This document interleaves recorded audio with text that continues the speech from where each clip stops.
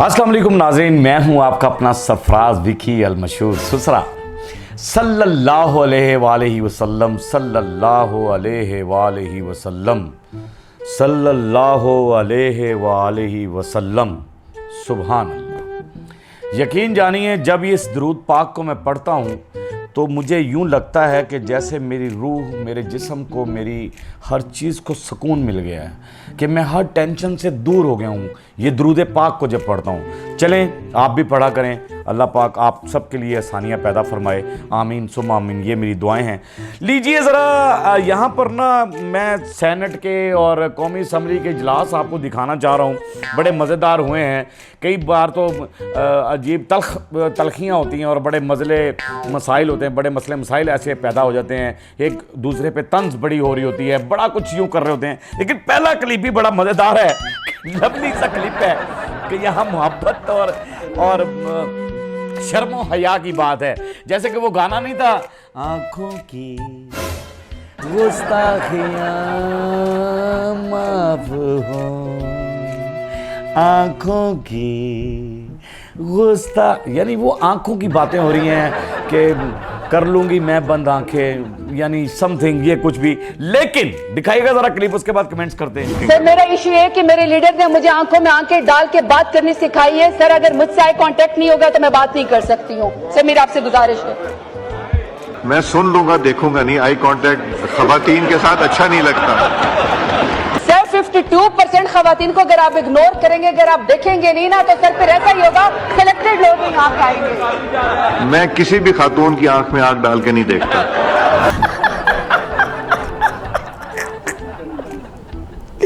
कहती है हम 52%, वो बाद में बताता हूँ ज़रा मैं। लेकिन यहाँ पर अयाज सादिक साहब, आपकी मासूमियत के सदके चला जाऊँ, मैं आपके कुर्बान हो जाऊँ कि आपकी बलाएं ले लूँ। क्या करूँ मैं आप पर कि आप इतने मासूम और कमाल स्पीकर हुए हैं यार कि आपने कहा मैं कभी औरत की आँख में आँख डालकर बात नहीं करता। लगता है कि घर में भी आप फिर भाभी की आँख में आँख नहीं डालते होंगे, ना कभी उन्होंने अखा बखाई होंगी। आप जैसे शोर सबको मिलने चाहिए यार सादिक साहब, कमाल कर दिया आपने। और वो जो है जरताज गुल साहबा कह रही है कि हमारे लीडर ने आंख में आंख डालकर बात करने की हमें वो तरबियत दी है कि आंख में आंख डालकर आपने इतनी हिम्मत ताकत दी है कि हमारा लीडर जो है वो इतना ताकतवर आदमी है कि उसने हमें भी ये बताया कि आंख में आंख डालकर बात करनी है अगले बंदे की। तो यहाँ पर वो बात भी है, जैसे मिसाल ये भी है कि यार मैं तेरी अखा चखा नहीं पा सकता, तेरी मेहरबानी में शर्मिंदा पड़ा है, शायद इसलिए नहीं डाल रहे। लेकिन वो आपको कह रहे हैं कि आप ऐनक लगा लें, जब तक आपका आई कॉन्टैक्ट नहीं होगा ना तो हमारी बात नहीं होगी। लेकिन एक तो स्पीकर आप हैं, लेकिन यहाँ पर एक स्पीकर और भी हैं, जरा दिखाइएगा। He was sitting here. He was not. I just saw him coming in. आप जरा अपनी टोन नीचे करें। आप बोले, आप कैसे बात कर रही हैं? ये कैसी बात कर कैमरे रही की जैसे आप रिकॉर्डिंग लोग निकाल लें आप। ये गुंडागर्दी में मैं नहीं आती आपके। सुनाए यार, जरताज गुल कह रही हैं हम 52% हो गई हैं और 52% औरतों की आंख में आंख ना डाली तो बात नहीं हो गई, आई कॉन्टैक्ट नहीं होगा। और यहाँ पर भी खवातीन है और वो भी मर्द पे भारी हैं कि वहाँ पर यानी शिबली फराज साहब को वो लेकर बैठ गई। उन्होंने कहा मैं आपकी गुंडागर्दी में नहीं आऊंगी, मैं नहीं सुनूंगी बात आपकी, मैं ये नहीं होगा।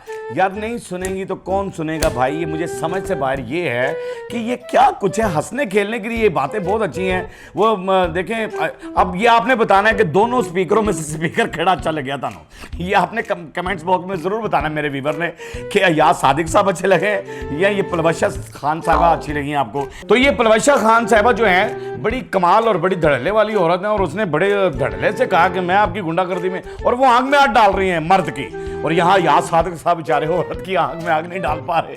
यार कमाल है दोनों। लेकिन आप खुदारा आंख में आंख जरूर डालें, और आंख में आंख वही डाल सकता है जो बिल्कुल साफ, नीट एंड क्लीन होता है।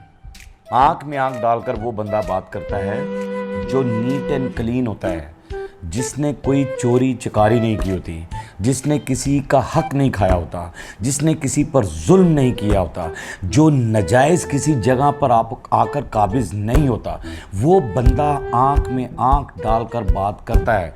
मुझे ज़रताज गुल की बात बहुत अच्छी लगी है कि उनके लीडर ने उनको ये दिया है, ये तरबियत दी है कि आप मर्द बनकर, एक औरत नहीं एक मर्द बनकर आंख में आंख डालकर बात करें, क्योंकि आप हक पर बोलेंगे। बड़ा कुछ असेंबली में उन्होंने कहा जो मैं आपको नहीं दिखा सकता। लड़ाइयाँ होती तो देखी, चलें अब ये रोमांटिक सीन भी हुआ, ये मोहब्बत वाला ही सीन ही है, प्यार वाला है कि अपोजिशन भी हंस रही है, हुकूमत भी हंस रही है। शुक्र है मेरे मौला कहीं हंस रहे, नहीं तो गालियाँ ही देते हैं एक दूसरे को। हैरान कुन बात है, यहाँ हंस रहे हैं। शुक्र है अल्लाह कहीं इन लीडरों के चेहरों पे हंसी आई है, और इनके चेहरों पे अगर हंसी आ गई है तो खुदारा इन लीडरों को चाहिए कि अवाम के चेहरों पे भी हंसी ले आएँ। अवाम के चेहरे मायूस हो गए हैं, मुरझा गए हैं, सच्ची मुच्ची मुरझा गए हैं। मैं आपको नहीं बता सकता। मेरे वो एक शो में बंदे ने कहा कि मैं ख़ुदकुशी करना चाहता हूँ, तो यकीन जानिए मैं, वो शायद मेरा आज प्रोग्राम रिलीज़ भी होगा, देखिएगा आप, वो ऑन एयर जाना है, वो लाजमी देखिएगा। चलें जी आगे। बिलावल भुट्टो साहब ज़रा ज़िद्दी तो ये बचपन से ही हैं। बिलावल भुट्टो साहब बड़े ज़िद करते हैं, पापा से भी ज़िद करके सियासत में आ गए, और पापा से ज़िद की कि मैंने सियासत करनी है। पापा ने ज़िद में ही बाहर पढ़ते रहे और इंग्लिश ही पढ़ते रहे, उर्दू पढ़ी नहीं, ठीक है ना। उन्होंने कहा छोड़ो क्या करना है उर्दू पढ़ के। यहाँ आए पाकिस्तान में, फिर यहाँ पर आकर सिंधी तो उन्हें पता नहीं वो आती है या नहीं आती, ये मुझे नहीं पता।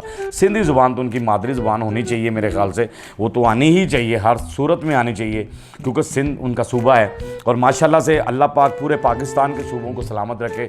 सिंध के लोग इतने मीठे लोग हैं, वो जब कहते हैं ना ऐसे ही, तो वो यकीन करें मुझे इतना अच्छा लगता है।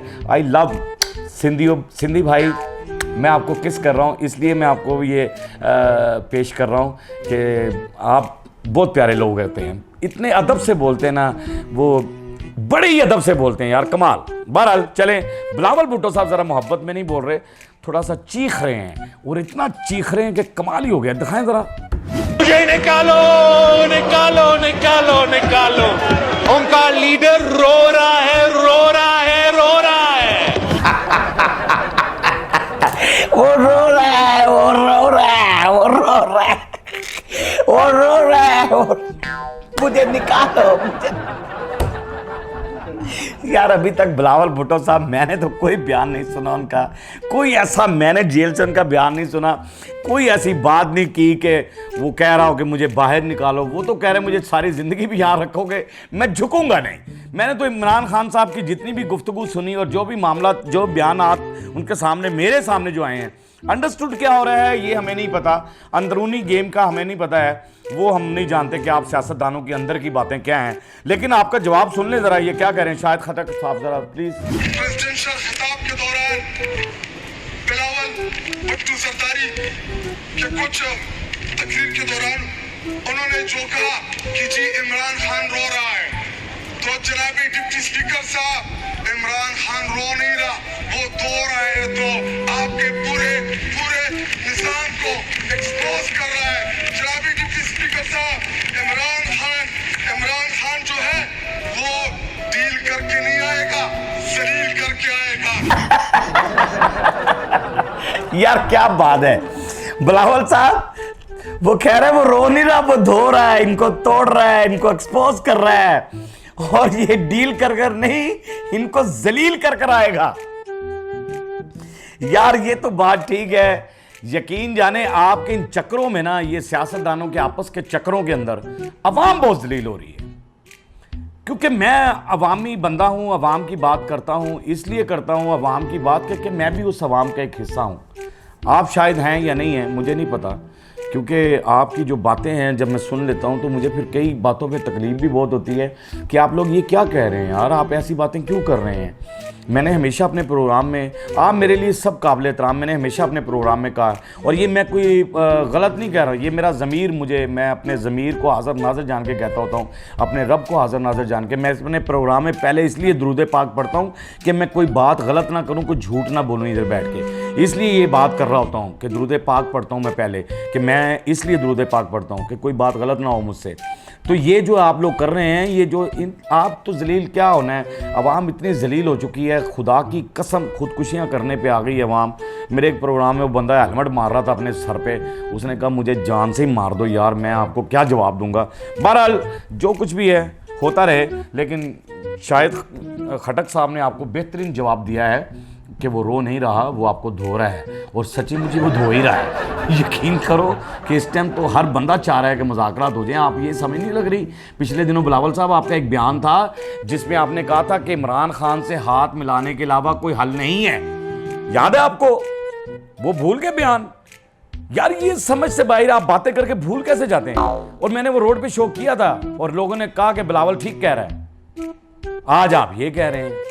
कैसे अफसोस की बात है यार। एक तरफ आप कहते हैं हाथ मिलाना होगा, मैंने कौमी असम्बली का इजलास देखा, शहबाज शरीफ साहब भी सबसे हाथ मिला रहे थे, ठीक है ना। कहने का मकसद ये है कि आप कभी कोई बात करते हैं, कभी कोई बात, इसका मतलब वही होगा कि आप पब्लिक को ही पागल बना रहे हैं, सिर्फ अवाम को ही पागल बनाना है आप लोगों ने अपने इक़्तिदार के चक्कर में। अगर इक़्तिदार की भूख ना आपको हो तो खुदा की कसम जितना आप लोगों के पास पैसा है, सुकून से जिंदगी गुजारे। क्यों अवाम की गालियां खानी है आपने यार? मेरे पास इतना पैसा हो, मैं सुकून ना जिंदगी गुजारा, मैं कहूँ लोड़ ही नहीं की, मैं लोगों की गरीबों का लंगर खोल दूं, मैं गरीबों में वैसे बांटना शुरू कर दूं, सियासत में आने की क्या जरूरत है मुझे? लेकिन आप क्या हैं कि इक़्तिदार, वो सीट, वो प्रोटोकॉल, वो सलूट, वो आपके दिलों में से निकलते नहीं है। एक तरफ कुछ बयान दे देते हैं, एक तरफ कुछ बयान दे देते हैं, एक तरफ कहते हैं उसके बगैर मुल्क नहीं चलेगा, वो आएगा उससे हाथ मिलाना पड़ेगा। बिलावल भुट्टो साहब एक दफ़ा यार, फिर शायद खटक साहब बिल्कुल ठीक कह रहे हैं, कहते रहने दें उनका। आगे देख लेते हैं जी अगला क्लिप। फैक्ट है कि हमें IMF के साथ मिलकर हमें ये बजट बनाना पड़ा है। IMF का गुलाम बना दिया, सब गद्दार हो, वतन बेच रहे हो।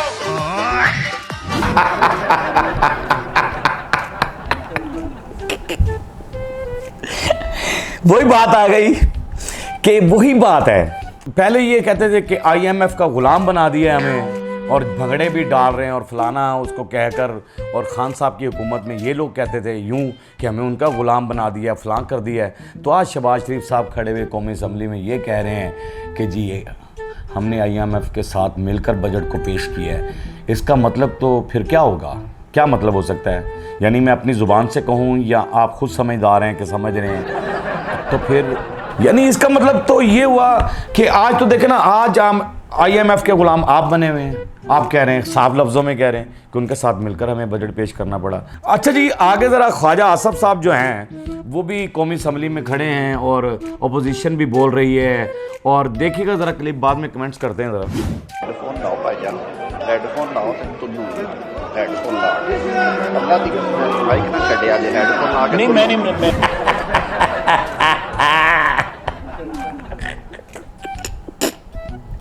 ये मैंने ना रोड पे भी शो किया था, और यहाँ भी ये क्लिप आपको दिखा रहा हूँ।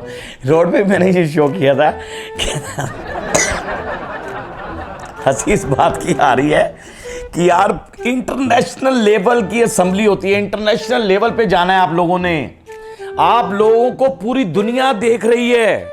यानी आपने कौन से अल्फाजों को चुनना है, कौन से अल्फाज आपने डिलीवर करने हैं, क्या प्रेजेंट करने हैं अपने आप को।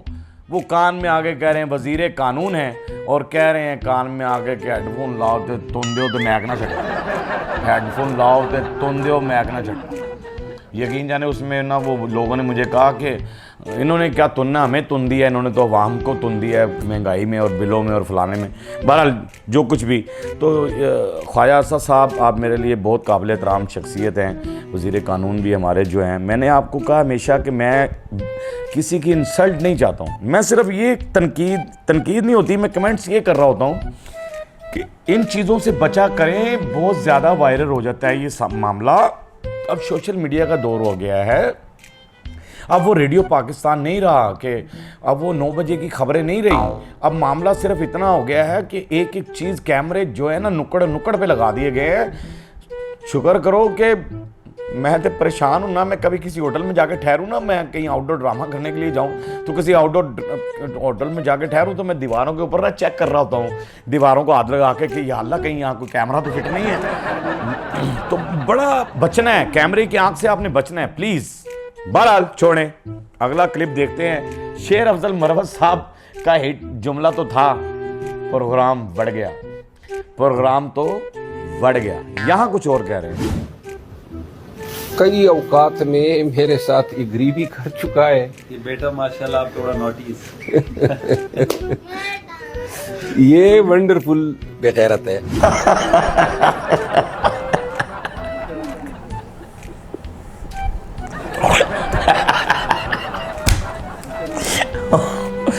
प्रोग्राम तो बढ़ गया। यकीन जाने शेर अफजल मरवत साहब, यानी बच्चे को उन्होंने पहले कहा माँ का वाह शरारतें मत करो। इंटरव्यू जब कोई लेने आता है ना, पहले ही बच्चों को साइड पे कर देते होते हैं, बच्चों को आने नहीं देते। आप वहाँ पर घूम फिर रहा है बच्चा, आप तो बिल्कुल इजीली ले रहे हैं उसको इंटरव्यू को। इंटरव्यू जब हो रहा हो ना, तो एंकर ने भी मेरे ख्याल से जो इंटरव्यू आपका कर रहा है उसने भी तंजिया कहा ये बच्चा बड़ा शरारती है, तो आपने कहा ये वंडरफुल बगैर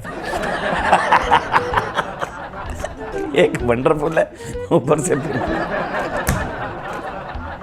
की करा मैं, किधर जाऊं किधर जाऊं। ये क्या करते हैं, ये क्यों करते हैं ऐसा। और वो भी एडिट नहीं कर रहा कि इंटरव्यू कर लिया चलो यार तुम एडिट कर दो इस बात को, उसने भी चला दिया, उसने कहा वायरल हो जाएगी, उसने भी चला दिया ऐसे ही। यार ये थोड़ी चीज़ें ना, मैं भी जैसे एडिट करता हूँ, बहुत सारे लोग ना आवाम बड़ी गंदी गंदी गालियाँ दे रही होती हैं, बड़ी गंदी गुफ्तगू भी कर जाती है सियासतदानों के बारे में, फिर मैं उसको एडिट कर देता हूँ। इसलिए करता हूँ कि मेरी फैमिलीज़ भी बैठकर ये मेरी माएँ बहनें बेटियाँ सब ये शो देख रही होंगी, ठीक है ना। स्टेज पे तो हमने अभी भी हीरा मंडी ड्रामा पेश किया, खुदा की कसम कैसे सनाउल्लाह साहब ने वो ड्रामे को लिखा था और इतना खूबसूरत लिखा और इतनी खूबसूरत फैमिली शो किया कि बहुत सारी फैमिली आई उस ड्रामे को देखने के लिए, और जिसमें महक मलिक ने बहुत खूबसूरत रोल किया, बड़ी सोनू भट्ट साहबा थी और बड़ी कास्ट थी हमारे साथ। बहरहाल ये बड़ा अच्छा, जिसमें तो इस तरह के ड्रामे भी होने चाहिए स्टेज, और उसको भी पज़िराई मिलनी चाहिए। चलें जी, एक पोस्ट देख कर ना तो मुझे हंसी आ रही थी, ये पोस्ट पता नहीं मुझे क्यों दिखाना चाहते हैं। मैं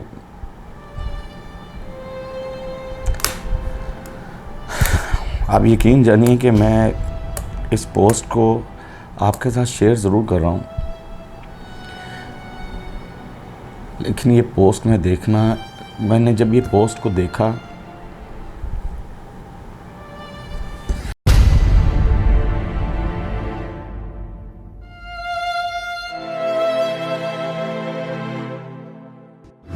यानी मैं ये समझता हूँ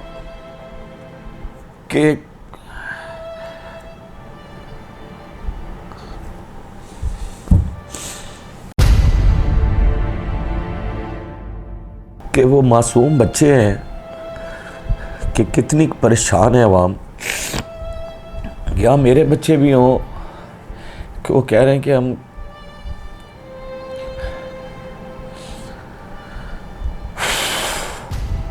क्या कमेंट्स करूं इस पे।